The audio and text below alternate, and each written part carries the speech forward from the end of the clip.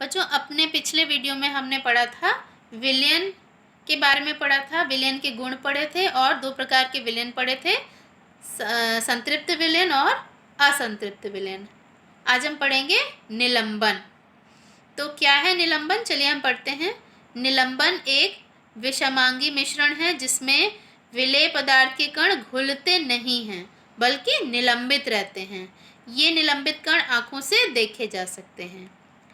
विलयन में हमने पढ़ा था कि विलेय और विलायक जब आपस में मिलाए जाते हैं, उनका मिश्रण तैयार किया जाता है, तो जो विलेय पदार्थ हैं वो विलायक में आसानी से घुल जाते हैं और हम उन्हें अलग अलग नहीं देख सकते। यानी अगर हम चीनी और जल का मिश्रण तैयार करें तो जो चीनी है वो जल में घुल जाएगी और फिर हम उसमें से चीनी को नहीं बता सकते कि चीनी कहाँ पर है, क्योंकि वो एक समांगी मिश्रण या जिसे हम कहते हैं विलयन, वो तैयार हो जाता है।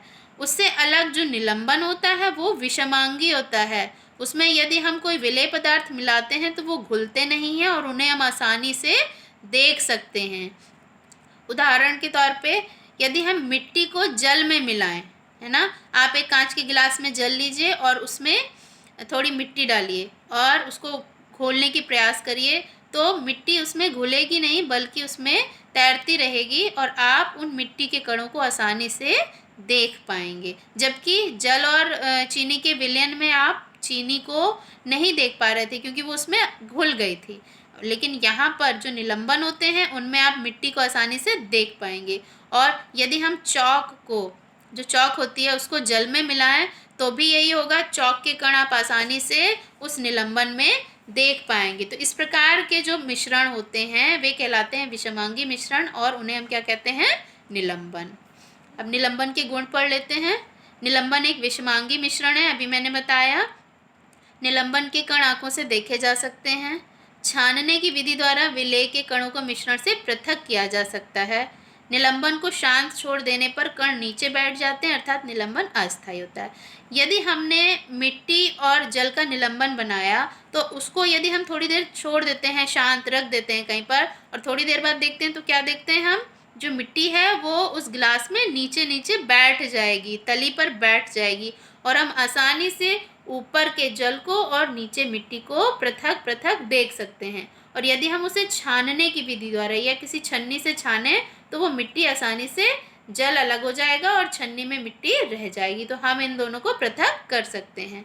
अब निलंबन शांत छोड़ देने पर उसके कण नीचे बैठ जाते हैं, तो जो निलंबन है वो किस प्रकार का हुआ? अस्थायी हुआ, क्योंकि जो मिट्टी के कण हैं वो उस निलंबन को तोड़कर नीचे बैठ जाते हैं। तो ये निलंबन कैसा हुआ? अस्थायी हुआ। अब हम अगला पढ़ेंगे कोलाइडल विलयन। निलंबन पढ़ा और अगला है कोलाइडल विलयन। कोलाइडल विलयन विषमांगी मिश्रण है, परंतु इसके कण निलंबन के कणों की अपेक्षा आकार में छोटे होने के कारण यह समांगी मिश्रण प्रतीत होता है। इन कणों को आंखों द्वारा नहीं देखा जा सकता। अब निलंबन में जो कण थे उनको हम आसानी से देख पा रहे थे, लेकिन जो कोलाइडल विलयन होते हैं वे भी विषमांगी ही होते हैं, लेकिन इनके जो कण हैं, विलेय के कण, वो निलंबन के कणों से छोटे होते हैं, इसलिए ये समांगी जैसा मिश्रण प्रतीत होता है। लेकिन वास्तव में कोलाइडल विलयन किस प्रकार का विलयन है? विषमांगी विलयन है, यह विषमांगी मिश्रण है। अब इन कणों को हम आंखों द्वारा नहीं देख सकते, जैसे कि दूध भी एक कोलाइडल विलयन है। इसमें कण होते हैं जो घुलते नहीं हैं, लेकिन उन्हें हम आँखों से नहीं देख सकते क्योंकि जो दूध के कण हैं वे जल में मिले होते हैं और इतने सूक्ष्म होते हैं कि उन्हें हम आसानी से नहीं देख सकते। शेविंग क्रीम, जेल, धुआं या बादल, धुएं में भी जो कण होते हैं वे इस तरह से मिले रहते हैं कि वो समांगी प्रतीत होता है, लेकिन वो होता कैसा है? विषमांगी होता है। उन्हें हम कणों को आसानी से नहीं देख सकते। कोलाइड के गुण। यह एक विषमांगी मिश्रण है। इनके कणों का आकार इतना छोटा होता है कि इन्हें आँखों द्वारा नहीं देखा जा सकता। अभी मैंने बताया कि दूध और जो जल, दूध क्या है? जल और दूध के कणों का मिश्रण है, उसमें मलाई भी है, तो हम क्या इनको पृथक कर सकते हैं? जब देखते हैं तो हमें पृथक पृथक नहीं नज़र आता, पूरा दूध एक साथ दिखाई देता है, क्योंकि इनके कण बहुत छोटे होते हैं और इन्हें हम आसानी से अलग अलग नहीं देख सकते। इन्हें शांत छोड़ देने पर इनके कण तली में नहीं बैठते, दूध को आप रखा रहने दीजिए, तो क्या दूध के जो कण हैं वो नीचे बैठ जाएंगे? नहीं बैठते हैं, है ना। तो दूध कैसा है? कोलाइडल विलयन है, और इसके जो कण हैं वो तली पर नहीं बैठते, इसलिए ये स्थायी होते हैं।